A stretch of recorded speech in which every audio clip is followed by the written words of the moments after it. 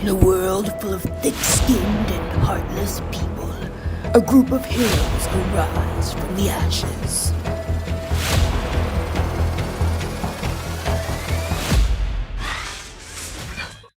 Hi, my name is Paula, and on this YouTube channel, I talk a lot about being an INFP and about being a writer.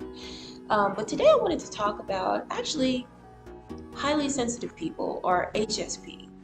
A lot of articles about the highly sensitive person approach the topic in a rather negative light. The struggles that HSP face are dissected in an empathetic way, and that's very nice, but it's still kind of negative. So today I wanted to talk about some of the perks of being a highly sensitive person.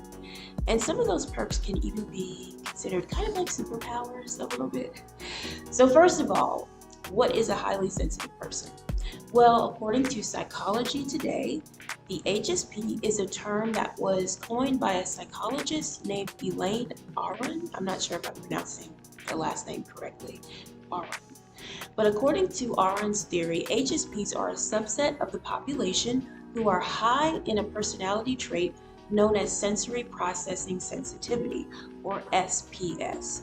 Those with high levels of SPS display increased emotional sensitivity, stronger reactivity to both external and internal stimuli like pain, hunger, light, and noise, and a complex inner life.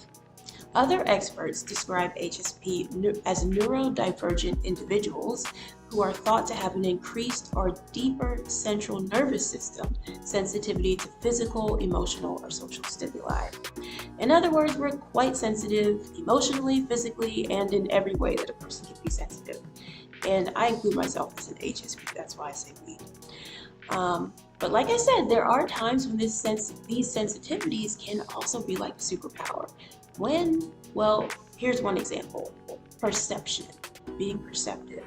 First of all, the HSP often picks up on subtle hints in body language, tone, and facial expression that the average person might overlook. And this allows them to figure things out about another person's intentions or their emotions that they might be trying to hide. Sometimes, as an HSP, I'll say that like we can be around someone and pick up on something that maybe they're like trying to hide or something. And for a while, we cannot label what it is that we've picked up on. We just have this weird feeling in our gut, like, oh, there's something different about that person.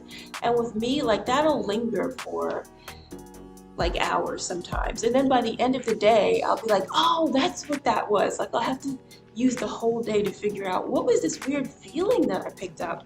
And then finally I can label it. So in any case, we're quite perceptive, which can be a protection because it can help us to kind of like suss out who might be a dangerous person to be around, who might have ill intent, or it can be a really good tool in helping us to know and letting us know how we can help another person who might not know how to ask for help or who might not want to ask for help. What I mean is like sometimes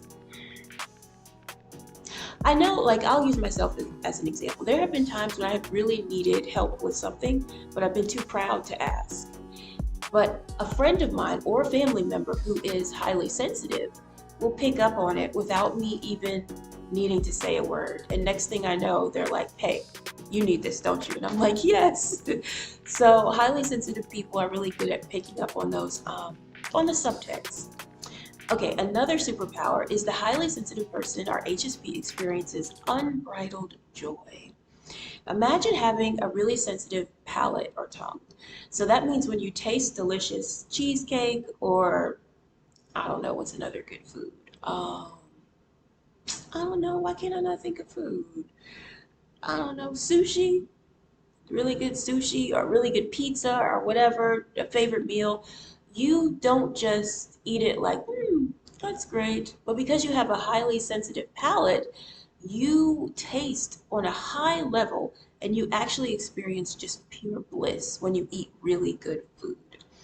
So that can be compared to what the HSP experiences when it comes to emotions like joy and happiness. The HSP doesn't need to like drink a bunch of alcohol or take some crazy drugs to experience euphoria because their body is already wired to experience maximum happiness. So if you've ever seen a really happy HSP, you almost can't help but smile and be happy with them because you're watching someone just in like pure bliss.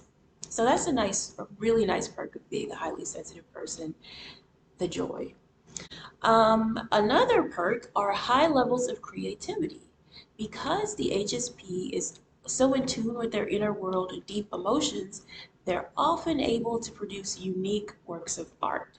A lot of HSP make great actors, writers, painters, and they excel at other art forms as well.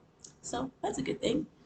And last but not least, although there are many others, this is just the last one I'm going to talk about in this video, is empathy.